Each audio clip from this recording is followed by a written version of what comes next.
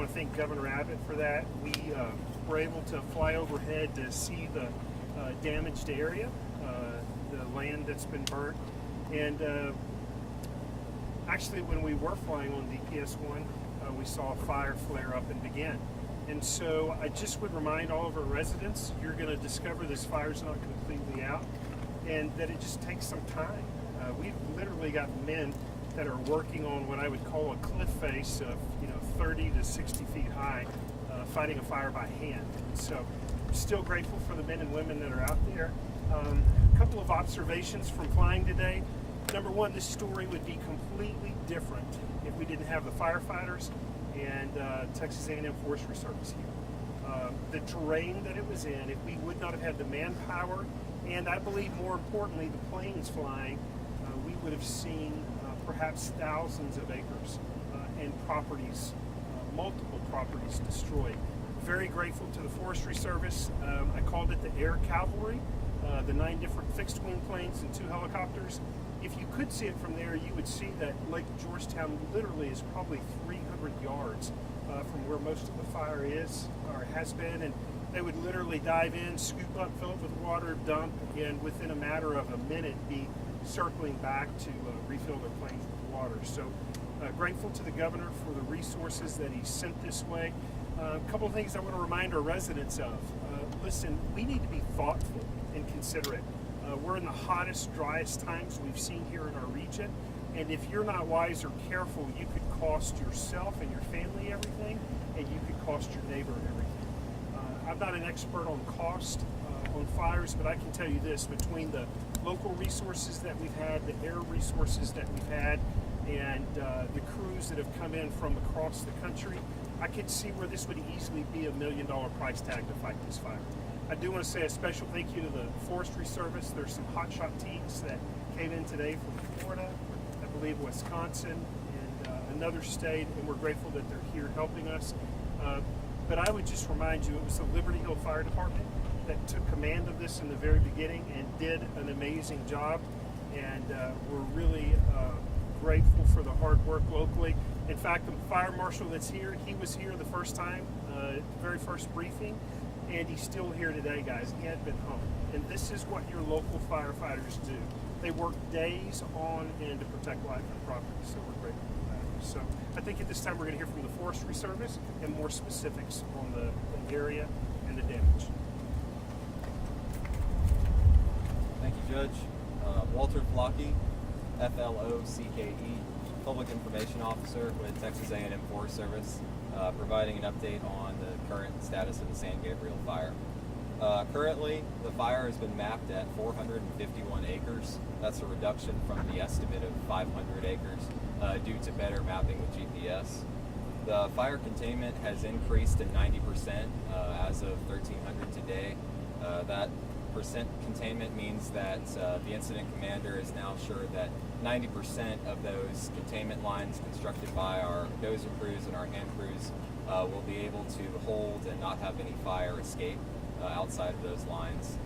Forward progression of the fire has been stopped at this time, so there is no current outward expansion of the fire perimeter, and we are again at 90% containment. So over the next 24 hours to possibly days, crews are going to continue to remain on this fire, watching for any heat, watching for any smoke, and mitigating any of those hot spots when they find them with water and with hand tools.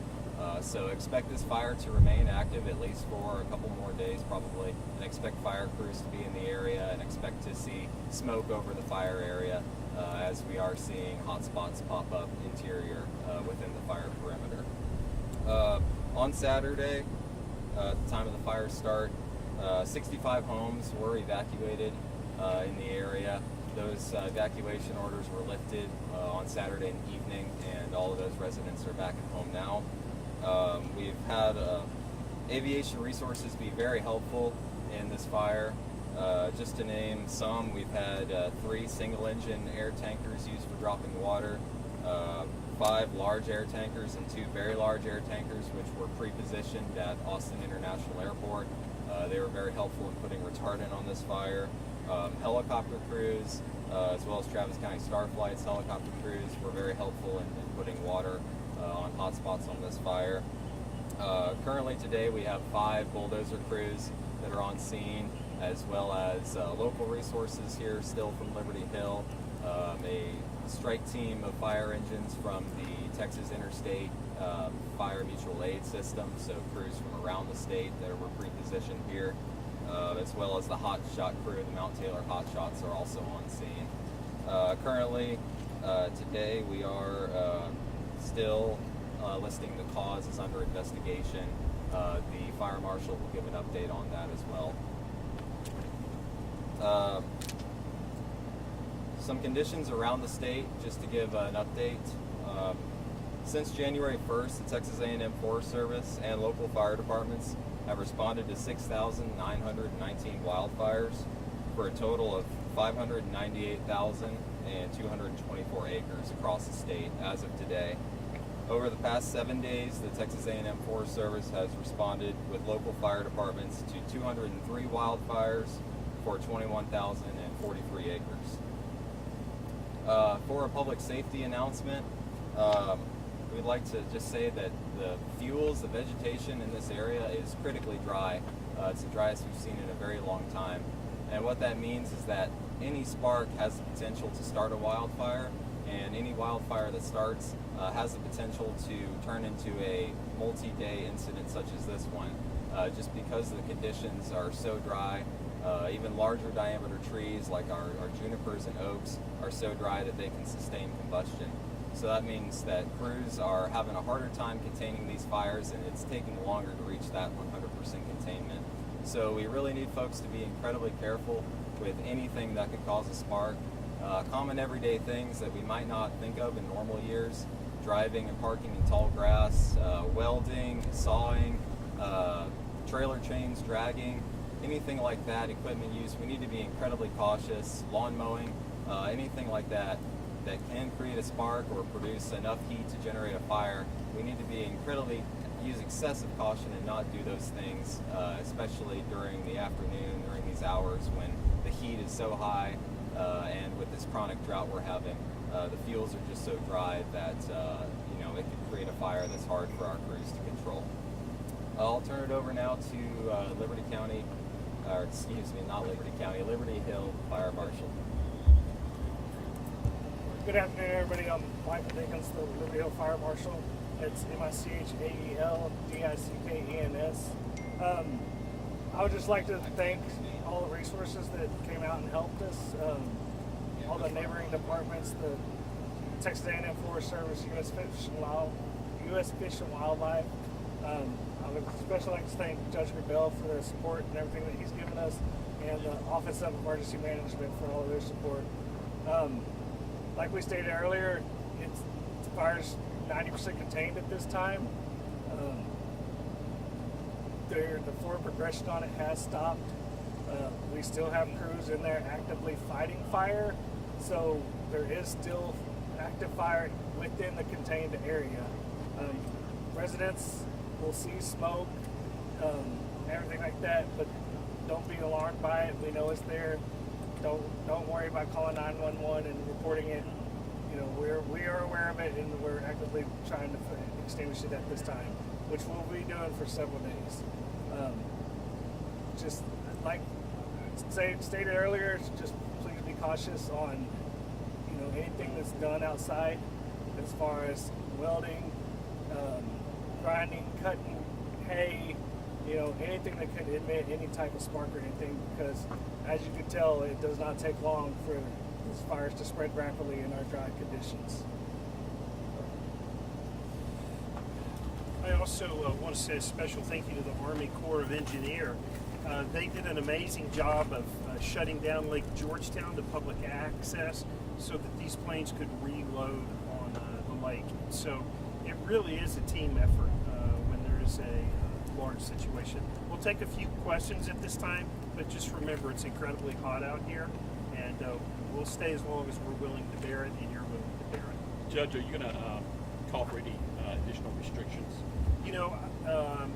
That's a great question. I went back and I looked at the burn ban that's in place here in Williamson County, and there are restrictions already included with the initial burn ban. For example, if you're welding outside you must have someone observing. You must also wet the ground down and have water available. So we have the restrictions in place. I just really want to encourage our residents. On occasion, fires start naturally, but most fires are started by people and their actions. And this has cost a great deal of resources and put hundreds of lives at risk. And so I just really want to encourage our residents, be wise. Look, there is no reason in this current climate to be welding outside, using a grinder outside, or even a burn pile, or even a burn pit at night with a cup of coffee. It's just, there's no reason during this environment to be doing that. I know you mentioned a lot of the houses were already, the people that were evacuated, they came back, at least the one from Saturday.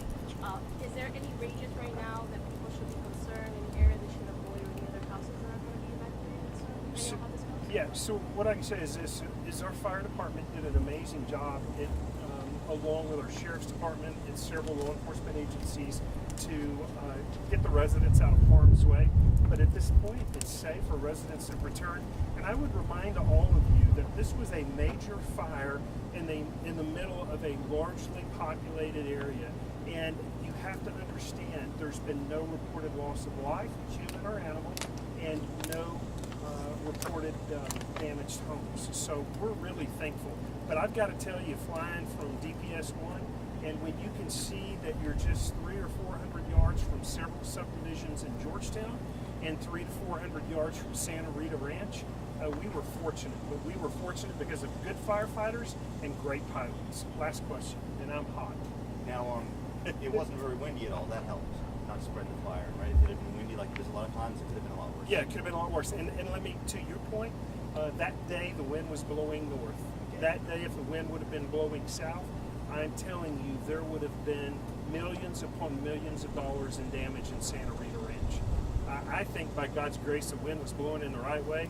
We had firefighters on the ground, and we had, I call them spruce gooses coming in, filling up and dumping. But it took a family and a village to save some communities. All right, thank y'all very much. Thanks for sweating out here with us too.